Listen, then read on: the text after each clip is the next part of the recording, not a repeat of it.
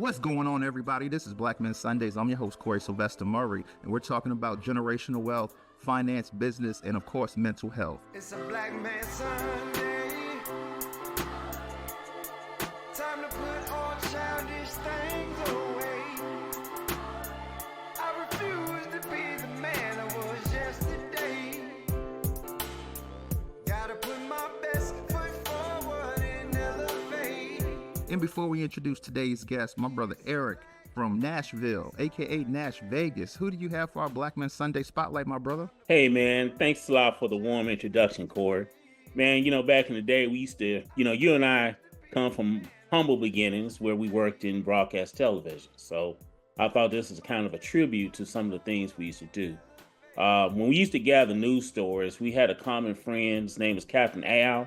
He was a helicopter pilot back in the day that did our aerials and stuff when we had to cover newsworthy stories. So this is something that was kind of, I was kind of doing a little research, and this is something that, because technology is always evolving, so I want to share this story about this young brother, man. His name is Willie Techman Jenkins. He's an African-American inventor who pioneered the drone technology that we see today. A lot of people don't know this, so I'm going to share some facts with you. Now, despite his groundbreaking contributions, Jenkins' achievements was buried by the weight of systematic racism that plagued the era, leaving his name and inventions obscured from history.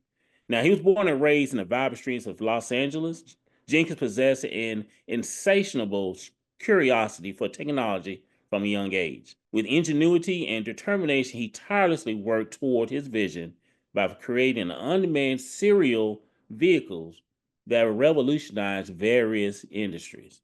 Jenkins' breakthrough came through in 1982. So this drone technology has actually been out since 1982, when he unveiled his very first working drone, making it a significant milestone in aviation history. His invention promised unprecedented opportunities in surveillance, aerial photography, and even humanitarian aid. However, amidst the backdrop of racial prejudice, persuasions in the United States, Jenkins faced countless barriers in gaining recognition for his pioneering work. Now, despite his Jenkins encountered hostility and discrimination from the predominantly white-dominated tech industry. Systematic racism barred him from obtaining patents and investment opportunities critical for the widespread adoption of this technology. As a result, his invention remained largely unrecognized. A lot of people don't know this. Like I say, it overshadowed by the achievements of his white counterparts. That's my spotlight for today, Mr. Willie Techman Jenkins. Now back to you. I know a lot of people didn't know this, but them drones you see flying around, you credit that man for this. Wow, yeah, I had no idea, man, because Yeah, I'm noticing now you're seeing a lot more drones in the air than you seeing choppers these days. So, wow, absolutely. Because definitely. they're efficient. You have to, the fuel that it takes and paying the pilot and the maintenance on the helicopter. I can buy a little $20, $30 drone and fly it around and get a couple of shots and I'm good. That's all you want. Just the aerials. Yeah, man. I feel you, man. Yo, I appreciate that spotlight. I had no idea, man. You've been dropping them lately. I see you, man. Oh yeah, appreciate it. Yeah. Thanks for that spotlight, my brother. Thank you. All right, let's go on to introduce today's guest. We're talking with Justin Grant. This brother is an executive director at JP Morgan Chase, advancing Black pathways. This brother's also on the board of trustees at Long Island University. That's LIU for y'all in the know. This brother's out of Clinton Hills, Brooklyn, New York. And this brother has worked for leading financial service firms. And he's the author of Company Men, a wellness guide for Black men in corporate America. So without further ado, Justin Grant, welcome to Black Men Sundays, brother. How you doing? Hey, thank you for having me, my man. I appreciate you.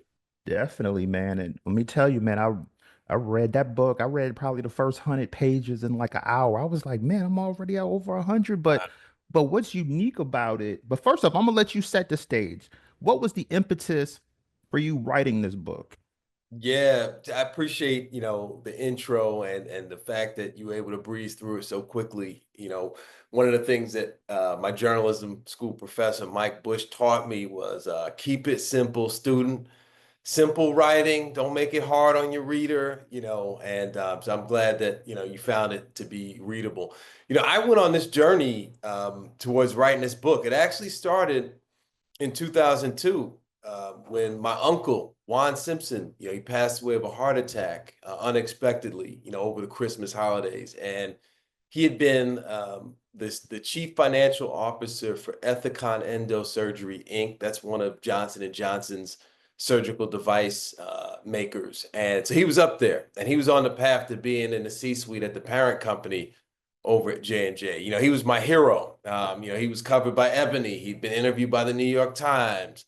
He was hopping on that corporate jet to go on golf trips to Ireland, right? He was doing things that was just unheard of, for Black men. I mean, for anybody in corporate America, it's rare to fly in air that high. And he was doing it as a Black man, before we even knew what diversity, equity, and inclusion was, right? Yeah, and so his death, he was fit, he was in shape. So it was a total shock. It wasn't like, he was dealing with anything from a physical standpoint. He was only 48 years old. So at the time, I'm 22 and I'm still in college. I'm about to wrap up at LIU. And 4 years after that, I start working in corporate America. I land my first job as a reporter for Thomson Reuters covering financial markets. And then I'm starting to wonder, like, what was it that my uncle was going through in corporate, right? And I started experiencing some of the stressors of corporate life. And one of the things that I'm looking to drive home with this book is that there's certain stressors to corporate America that are universal to everybody that works in corporate America, right? You're dealing with office politics, palace intrigue. Maybe you don't vibe with certain coworkers, or you're dealing with the micromanaging boss. You're trying to make sure you're getting the right money, negotiating salary. You're dealing with uncertainty, right? We all deal with reorgs and layoffs and the like. But as Black men, we have to understand that those stressors that are universal, they might affect us a little bit differently because of all of the things that we're carrying with us into these corporate jobs. And so I'm, corporate, I start that job, and I have this mindset of, man, I got to make this work, because if this doesn't work, then I'm gonna be right back in my childhood bedroom in my mom's house. I'm trying to build a life for myself. So I'm feeling that pressure. And, when things don't always go right, when you face adversity, it can feel a little bit existential when you don't have that safety net to kind of fall back on from a wealth standpoint. So I went through some stressors in corporate, and then I started interviewing brothers that work in corporate America. And I start to hear certain common threads in these stories about how the stress affects their blood pressure. The stress affects their health in certain types of ways. And then on top of that, anecdotally, I'm seeing that, there's a few brothers that I know that have been colleagues in the industry that have, suffered major health crises before the age of 50, right? I just lost a colleague, a managing director, dropped dead, heart ailment, back in January, 45 years old. Another brother that, he lives in my neighborhood. I'm in South Orange, New Jersey, right outside of New York, and not even 40. He has a massive stroke. He's had multiple surgeries on his brain over the past few weeks to stop the bleeding in his brain. There was another brother, industry colleague. He became the first Black CIO in the history of his firm. He's like 47, 48 years old. He suffers a massive stroke. So I see these stories happening, and then I'm doing my research, and the research is telling me that Black men, the higher we climb the socioeconomic ladder, the greater the likelihood that we're going to suffer from anxiety and depression. And they don't see that trend line in those numbers in any other group, right? This is unique to Black men. And when you have anxiety and depression, there's all sorts of downstream effects on the body, right? If you have anxiety or depression, you're not sleeping right. If you're not sleeping right, that throws your blood sugar off. If your blood sugar is off, that could lead to type 2 diabetes, which can also affect your heart. It could lead to gastrointestinal issues when you have anxiety and depression. I lived through that in my first job. I suffered from some gastrointestinal stress, and then that can have some downstream impacts on the body. So I saw all this stuff happening, and I'm a synthesizer of information. I wanted to tell this story. And I'm pleased to share, Corie, that, I heard through a friend of mine, her husband read the book. He goes to the doctor. to get a checkup. The book inspired him to get a checkup because we don't go to the doctor. That's the other thing that I learned. Black men, and look, there's historical reasons why we don't go to the doctor. But anyway, my friend's husband, they take his blood pressure in each arm. So one arm had a blood pressure 20 points higher than the other arm, which meant that there was a blockage somewhere in his body, in his cardiovascular system. They were able to catch something that could have, potentially ended his life because he read this book. So I appreciate, that it's been a bit of a call to action for us to take care of this temple, this body, because we have the second lowest life expectancy. Wow, yeah, that's great information, man. That ties right in because on this show we've had plenty of guests come on. They say, listen, health is wealth, versus, spending all your money on medical bills. And I think I read a part of your book where I think it was a quote where it said, eat healthy foods or else you'll be eating your medicine. I'm kind of paraphrasing it, but Yep. Quoting but Steve Jobs, he said, eat your food as medicine so you don't have to eat medicine as your food. And I'm going to yeah. add another bar. Don't spend your health chasing wealth so that you then have to spend your wealth chasing your health. You know what I'm saying? You never get it back. Mm. Yes, sir. And like another topic that I noticed in your book, you were in a good position, a great position, but you were overlooked for a promotion. So you went and got hired at Goldman Sachs. And then you said, okay, I'm out of here. You was feeling swagged out. Like, yeah, see, y'all should have gave me that. I told you I'm on my way now. But I see that in a lot of jobs where, you'll see someone, they'll be like right under the corporate status. And then every time they apply, you're like, they never get it. They never get it. And then next thing you know, they're out of there getting a corporate position at a different company. So that leads to my next question because I feel like the way I was raised, you go to school, you get a good job. If you get one of those high end positions, you stay in that for 30 years, regardless. Long as that money's right, you're taking care of the family, you have everything you need. Just, suck it up and do it. But I'm noticing these days, you're seeing, a lot of entrepreneurs now where they're saying, you know what, that job was great, the benefits were great, but it was causing me some health issues where, you know, like the guy we had on the show last week, this brother said that when he would go to work, he would carry his resignation letter in his briefcase every day. That gave him a source of empowerment. Yeah. So let's talk about the differences in an African American etiquette as far as how we were raised. So like I said, I was raised, you get that job, stay in that job 30 years, you get the benefits, you get that pension, and you just suck it up. Yeah.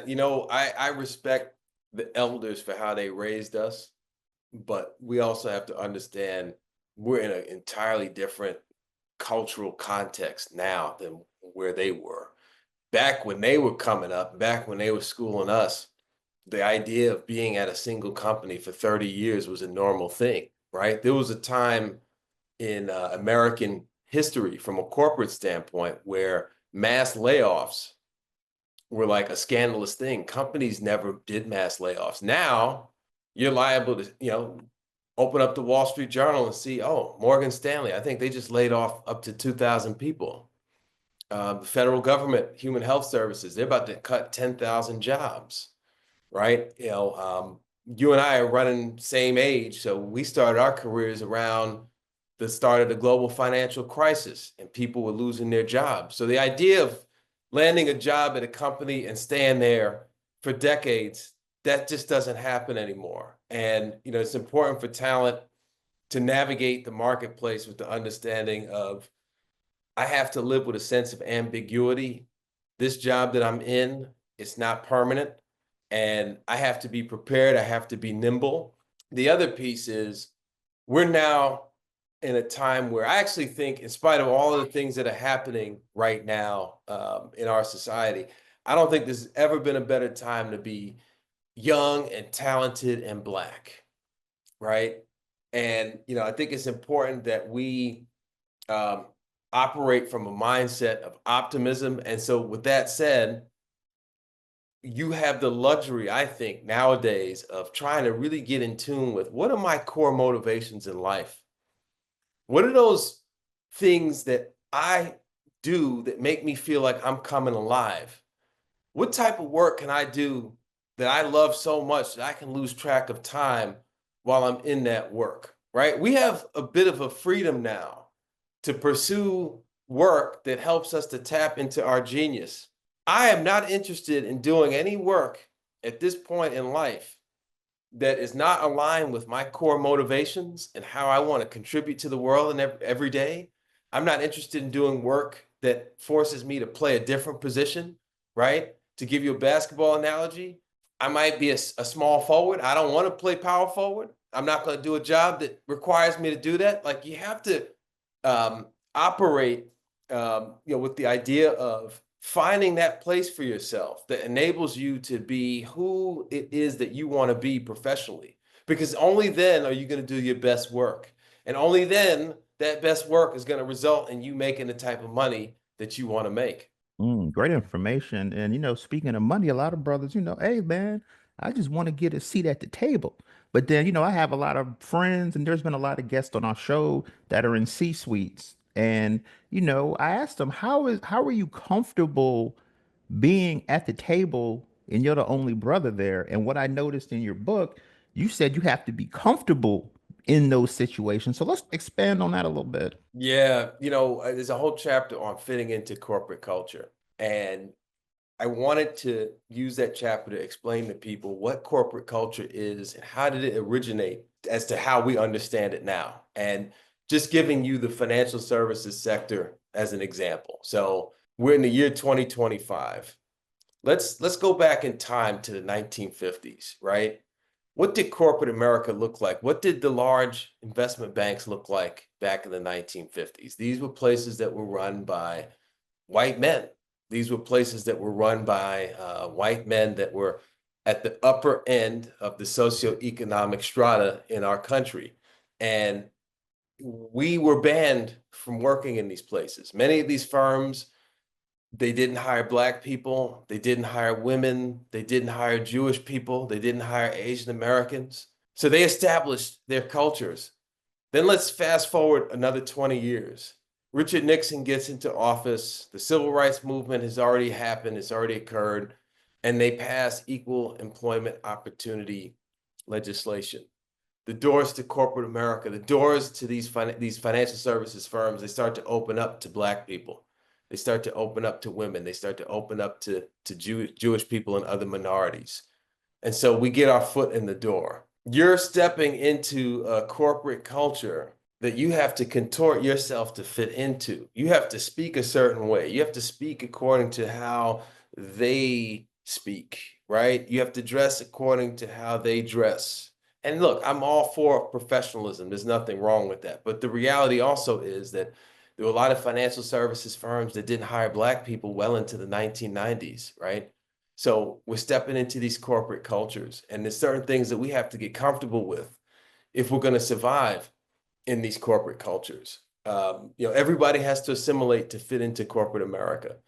But when you're a person of color, when you're a black male, I'm 6'2", 185 pounds. I'm, tall, slim, but I'm on the larger side with a little bit of facial hair, right? I have a little bit of a baritone in my voice. We live in a society where black men are perceived as larger and more threatening than their white peers, right? I talk about a study in the book where if you send in a resume and you had the name Jamal on that resume, you were perceived differently than somebody who had the name Connor or Garrett on their resume, right? So we're coming into these places, with the knowledge that we have to make people feel safe around us. We have to use charm. We have to repress negative emotions to an extent, and that can be a corrosive type of a thing. And so what I'm trying to do with this book is equip us to get comfortable being in those seats because there's nuances to it. And it doesn't come easy. It took me nearly 20 years of experience to finally reach that place of, okay, I can fully be myself within this culture. Got you. Yeah, man. Because I remember, I'm gonna take it back a little bit. I remember one time, so I called my mom. Me and my mom had a mean argument that morning. Boy, you better wash these dishes, make that bed. Da, da, da, da, da. So I called my mom at work.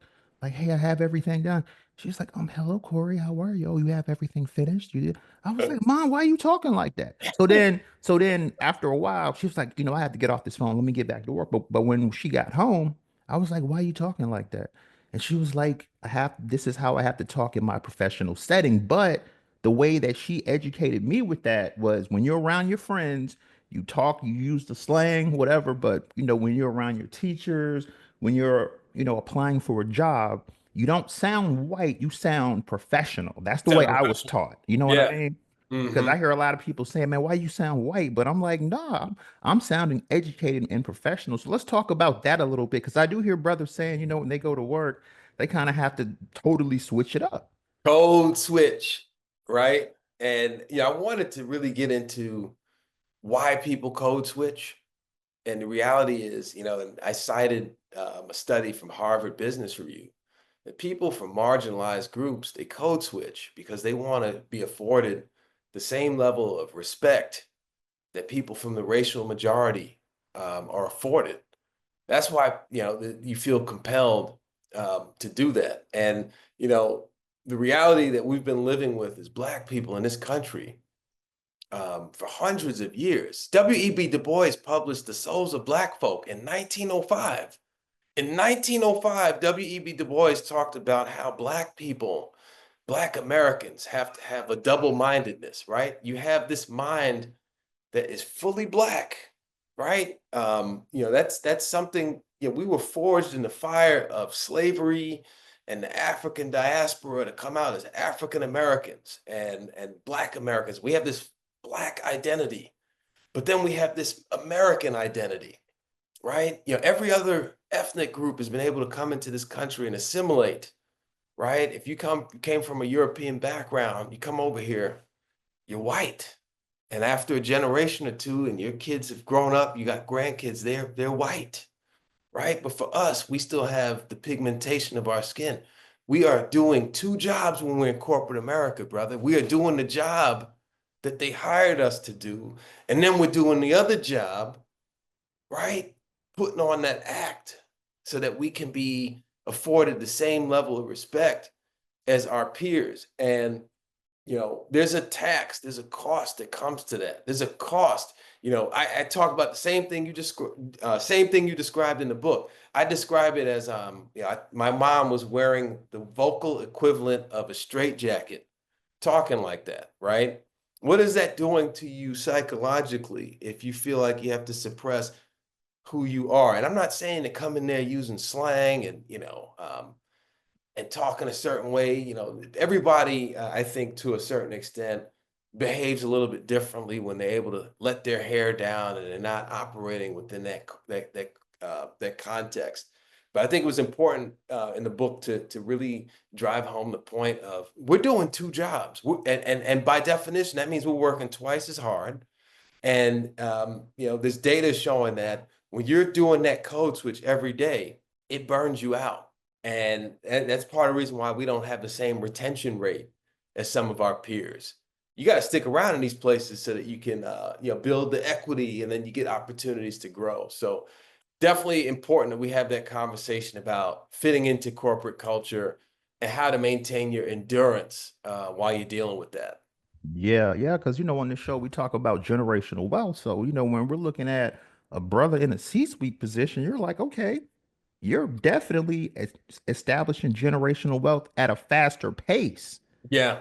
So, I look at that as, but then when we talk about the health of working in some of these positions, the stress and all, the not being able to let it out, or, versus holding your tongue. Because again, I Right. was raised to, you pick your battles, but for the most part, just shut up and do the job.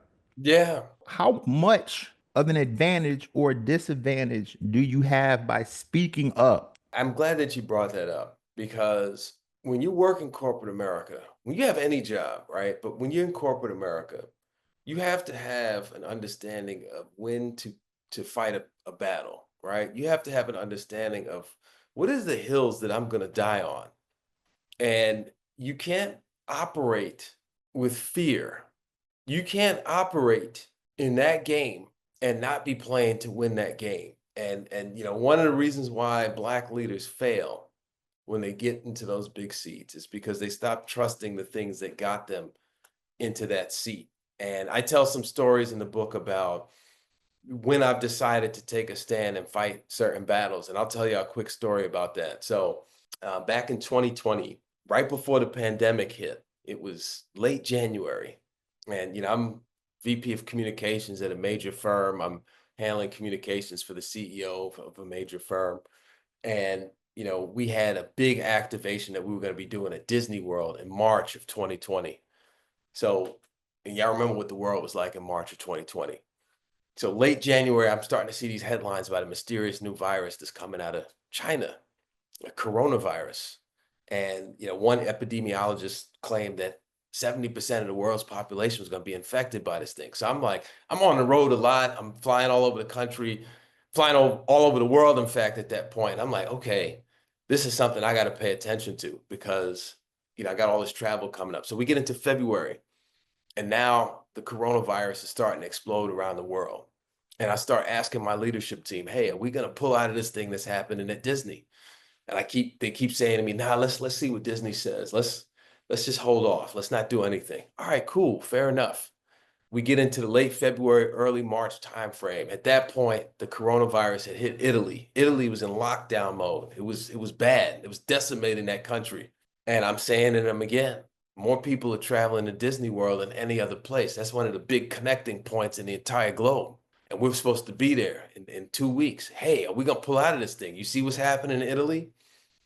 Now let's wait. Let's let them make that call. Then we get into March, and now all of a sudden, people in the United States are starting to get infected with this coronavirus thing. And there's questions about whether Trump is going to put the economy into a lockdown and shut things down. And hey, are we going to finally pull out of this thing? And nah, let's see what Disney does. At that point, Corie, I said, you know what?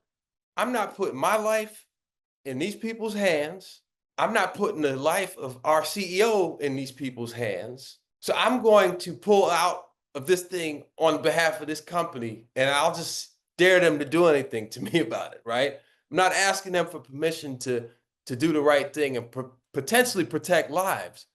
So I pull out of it, and I've never been screamed at in my life at work, bro. Never. I got screamed at by a senior level person. You don't have the right to do this, right? I got to protect the company's reputation. This wasn't right. My brother, the day that we were scheduled to be there, the country went into a lockdown. Every flight in the country was canceled. We would have been stuck in Orlando in limbo in a lockdown if I didn't make that decision. And it led to some tension between me and my superiors for a few weeks, but eventually it was forgotten. And within a year, I got a promotion. And I'd like to believe that, you know, having a bit of a backbone gave me a measure of respect in their eyes. And so I only bring up that example just to share with Black people who work in corporate America is that don't be so afraid of losing your job that you're afraid to do what's right. And you can't do it all the time. You can't fight every battle. You can't die on every hill. You only have but so many bullets to fire. But when that moment comes, in whatever form it takes, you can't operate scared. If you're playing scared, you've already lost. Oh man, that's great information, man. And let's before I let my brothers engage with you, I want to talk about workplace tension or just someone I need to, I'm not feeling this. I may have this new assignment or they may have added a new role to my job. But in the back of your mind, you're like, well, certain companies are doing layoffs and things of that sort. So how do you, I'm not going to say conduct yourself, because I mean, if you're in corporate America, you know how to, like, you know how to handle yourself. But I'm talking about like, what techniques would you recommend before a brother even says anything, before they just and blow up? What, like, are there any techniques that we can use? And then the other part of that question is, how much is too much? Yeah, you know, that's a tough one, right? Because I've been in, you know, positions where you have a job, you're hired to do a certain type of a job, and then the company decides to do a big reorg, and then they change your remit, and then your job becomes something else. And, you know, you have to ask yourself, you know, is this something that I really want to ride out, right? Is this a change that I believe in? And it depends, your response to that situation, it does depend on what your personal circumstances are. We're operating right now in a very difficult environment for white collar workers, right? Hiring is kind of frozen across much of corporate America. There's a lot of layoffs actually happening right now. A lot of companies are in hiring freezes. The economy is in a very uncertain place. Many economists are putting our economy at a 50% risk of recession at this point. And you see what's happening from a global trade standpoint. So I say all that to say, if you're in an environment where it seems like hiring activity is high, and stuff is happening at your work, at your job, and you say, you know what? Later for this, man. Let me go test the market. Let me see what's what. Let me see what's happening out there. You got to detect when you have leverage, and only then can you make those types of power moves. In the situation that you just described, though, maybe talent doesn't have leverage. And maybe at that point, you just say to yourself, you know what? I'm gonna play the long game. I'm gonna bide my time. I'm gonna roll with these changes. I'm gonna find a healthy outlet to vent my frustrations, right? You cannot repress negative emotions. You cannot internalize that. And I think it's important that we as Black men operate with the understanding that we got to find spaces where we feel comfortable enough to be vulnerable, to let some of that steam out, because pressure bursts pipes, right? And if you're dealing with anger over something that's happening at your job, and you don't find a healthy release valve for that, that can put your health at risk. So I think it's important, if you feel like you're stuck in a negative situation at work and you can't get out right away, that's all right. I would say in a moment like that, that is the time to really double down on what can I do to strengthen this and this? And maybe that might be therapy to a certain extent. I almost certainly believe that physical activity, making sure that you're exercising that body 3 to 4 to even 5 times a week becomes very important in that regard. But you got to find those tools and mechanisms to strengthen your mind, in times that are tough at work. It's not easy. And sometimes you can't just say, you know what, I quit. Yeah, yeah, and that brings up mental health. A lot of brothers when we talk about therapy, then man, I don't have time. I'm not paying somebody to air my problems out. Yeah. But how important is therapy, especially when you're in a C-suite or corporate America gig? Yeah, I think therapy is important regardless, but when you work in corporate America, and look, to your point, and to the point of the detractors, I'm not somebody that operates with the idea that I need a permanent therapist. I had to go to a therapist every single week, all 52 weeks out of the year. I don't do that personally, but I do lean on therapy as a resource in times when I do need it. And it's important that we as Black men recognize that I've identified 3 layers to our existence as human beings. Number one, there's the physical layer, right? You are a body. I am a body, right? And we have to do all the things. We got to put the right food into this body. We've got to drink enough water. We've got to make sure we're getting our checkups to make sure that this body is functioning right. Because you know what? If the body's not functioning right, none of this matters, right? If the body dies off, that's it. Got to maintain the body. Number two, the mental piece, right? We've got to maintain our mental health. We got to understand as Black people, you can't pray away everything, right? Mental health is a different thing than spiritual health. Making sure that this is okay, that you're not suffering from depression or you're not dealing with anxiety, because there's a direct tie-in between what's happening up here and what's going on in the body. So you got a physical layer of existence, you've got a mental layer. And then thirdly, there is that spiritual layer. And it might take different forms for different people. Some people might be they're into prayer and going to church. Other people might just be into meditation. Other people, the spiritual thing for them might be, you know what, I'm getting up with my friends. We're going to play this golf every Sunday, right?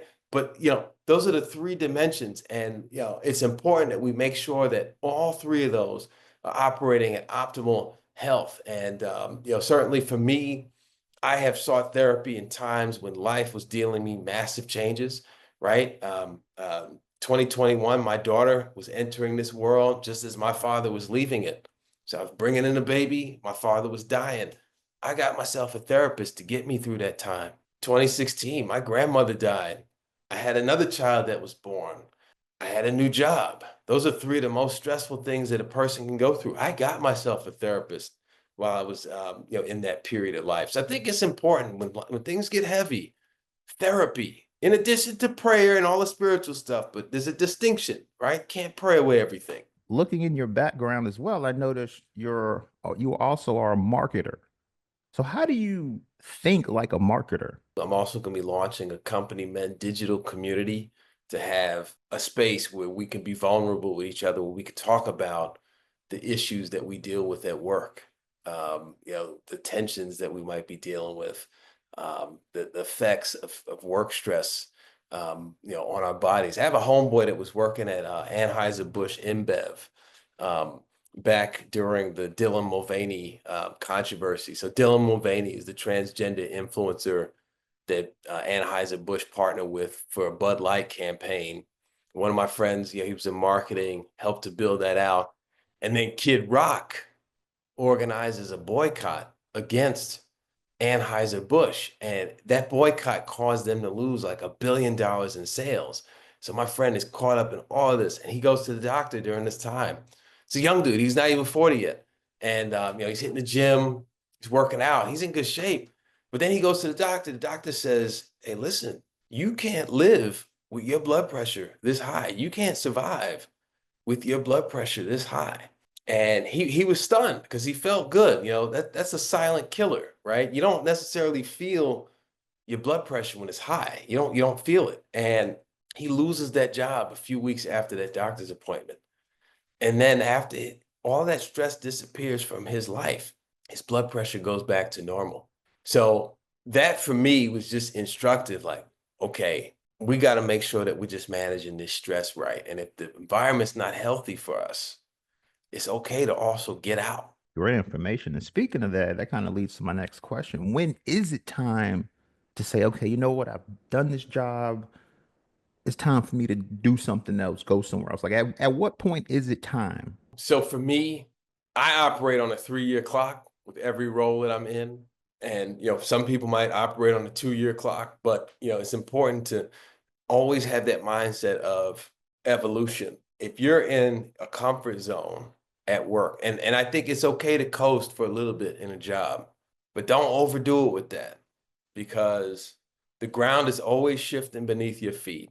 I think it's also important to continue to always develop new skills and understand that the future belongs to the people who maximize their skills and use them in creative ways.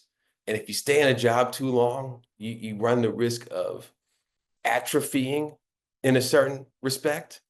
One of the things I love one of my personal mantras is, I always want to download some new software up here, right? We all have these smartphones, and every few months they make us download the new operating system, right? We have to treat our brains in the same way. And when you take on a new job or a new project, a new assignment, that's a way of expanding what's going on in your mind.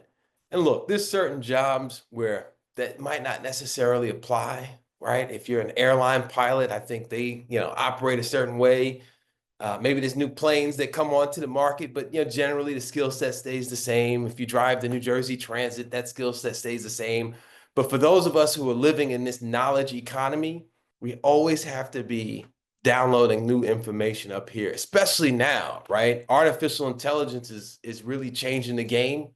We're going to be living through a massive technological upheaval. And so I think it's important for us to stay nimble intellectually. The other thing, Corie, is if you stay in a job too long, you're underpaid. And, it's important to operate almost of a mindset of an NBA player. Every 2 or 3 years, their contracts are up, and then they go out on the free agent market and they see what their market value is. They sign a new contract. And I think we have to have a similar mindset. You got to always know what your market value is out there. And you can get the bigger jumps in pay, maybe not in this job market, but you can get big jumps in pay when you change jobs. You got to have an open mind about that. Ray Simmons calling out of Rockledge, Florida. What have you taken from all of that experience in regards to how it molds you into how to move in the markets and how to move in those type of corporate spaces. Like, have you taken anything away from each one of those areas and applied Absolutely. it somehow? Absolutely. And I'll tell you, I started my career as a journalist, and I evolved into being a corporate communications and marketing professional.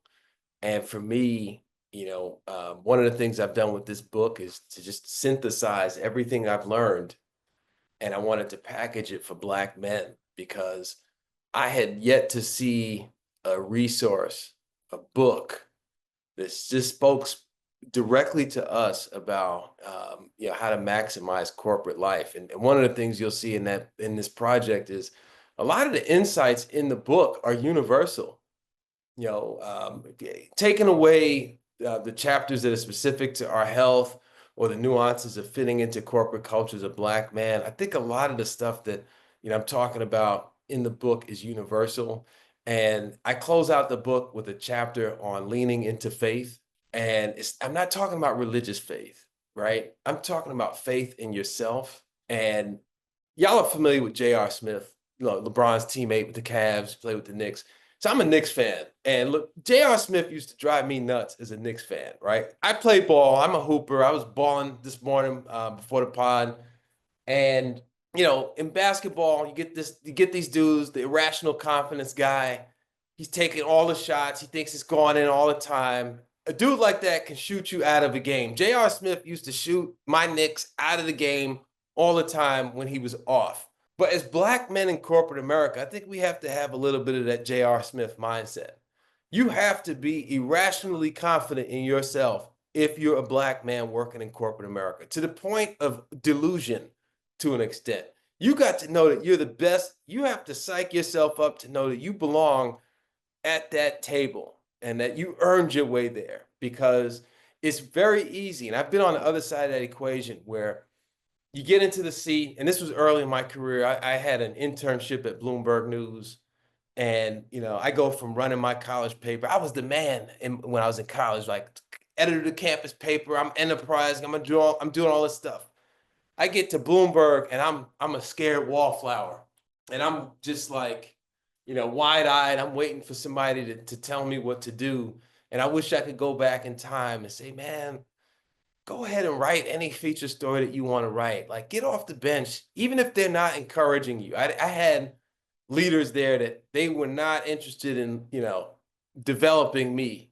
I should have had confidence in myself to develop myself. And that's something it took me a little bit of time in corporate to learn. So I think the biggest thing I've taken away from all that time in corporate America is believe in yourself, faith in yourself. How structured are you, being that you've worked at a vast amount of companies? Like, how can you just give me like a snapshot of how structured your day is?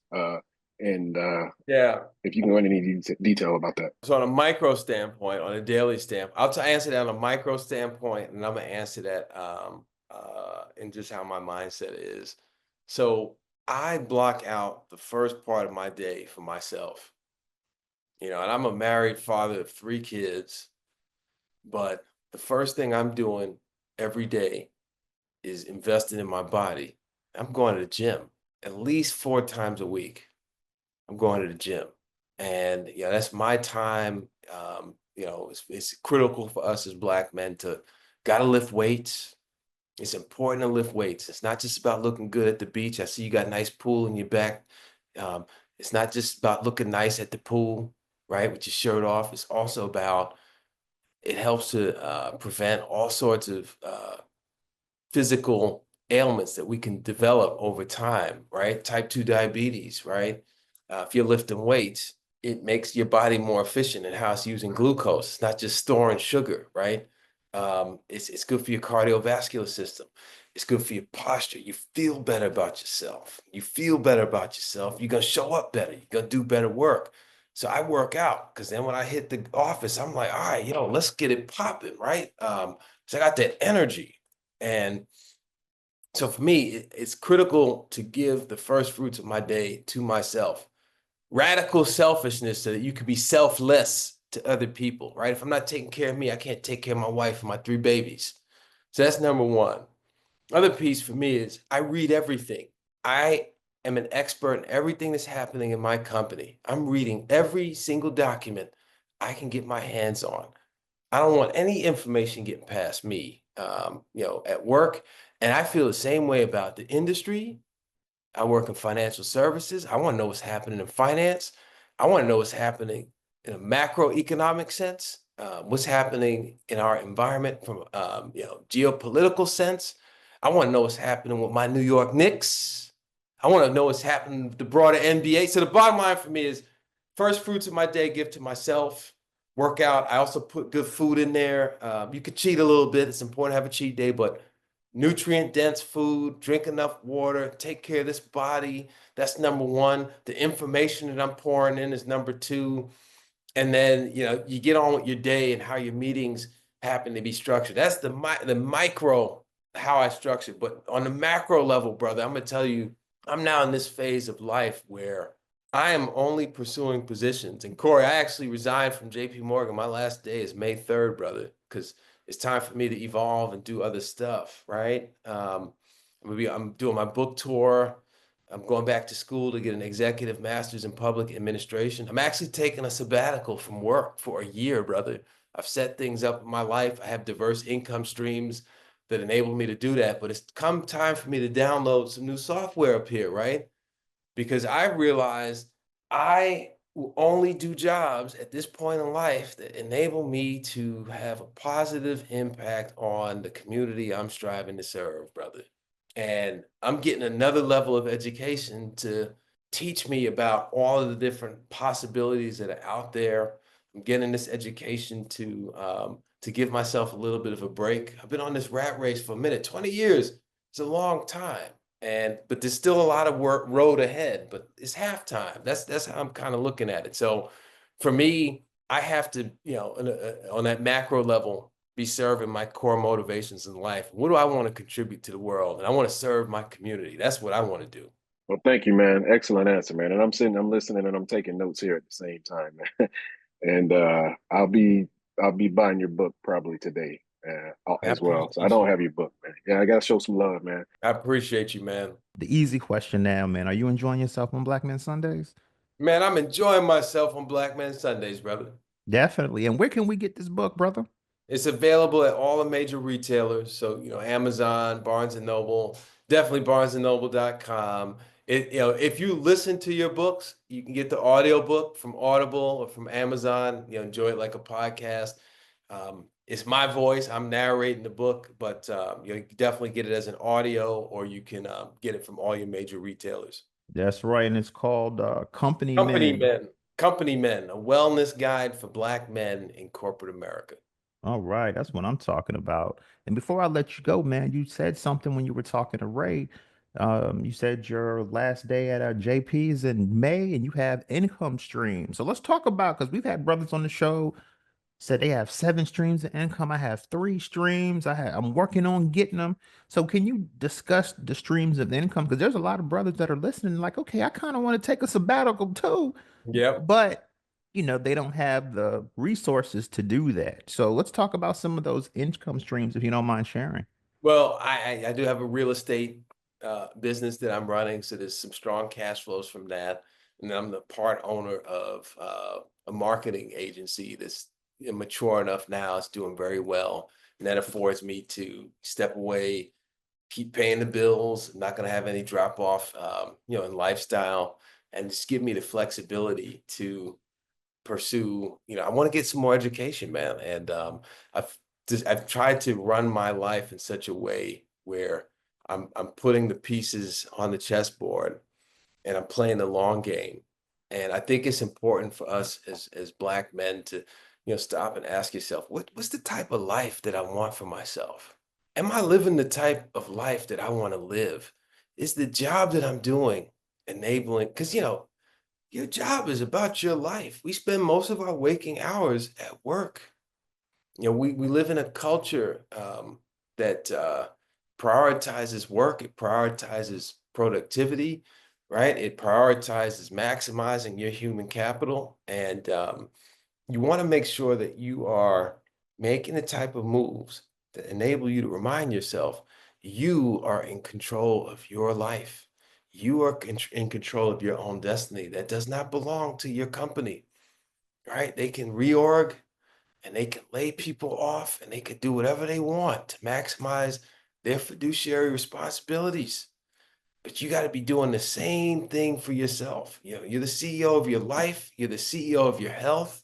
And I've tried to maneuver in that type of way. And then I chose wisely when it came to picking a partner in life, right? I thank God every day that he connected me to Annika Grant, because the way she and I are able to maneuver as partners, it also affords me a level of flexibility. And even if you can't leave your job tomorrow, don't be discouraged by that. But definitely start with the big crazy idea, right? What type of life do I want to live? What type of flexibility do I want in my life? And then just start to work backwards from there. We got to have a vision of our lives. And one of the things that I have envisioned is multiple retirements. So I'm kind of looking at this as like a miniature first retirement, because the next iteration of how I work is going to be very different than what I've done for the first 20 years. And so for me, it's all about here. People perish without vision. So start there. I know that might sound a little bit vague, and in a practical sense, I'm a big fan of single family real estate. I'm a big fan of having short-term rentals in markets that are in demand. I'm also a big fan of private equity. Couple things before we go, because this is all a wealth conversation as well. Wealth is really what enables you to live the life that you want. And for starters, I think at a basic level, if you work in corporate America, you have to be maxing out your 401k if you can afford to do that, right? It's free money. And if you start in your early to mid 20s, by the time you're my age, I'm 44 years old, you should be close to net worth millionaire, or right, or a little bit over it, right? Just set that and forget that. The second thing that you got to do, and this isn't the most glamorous thing, is you got to build a solid stack of cash, right?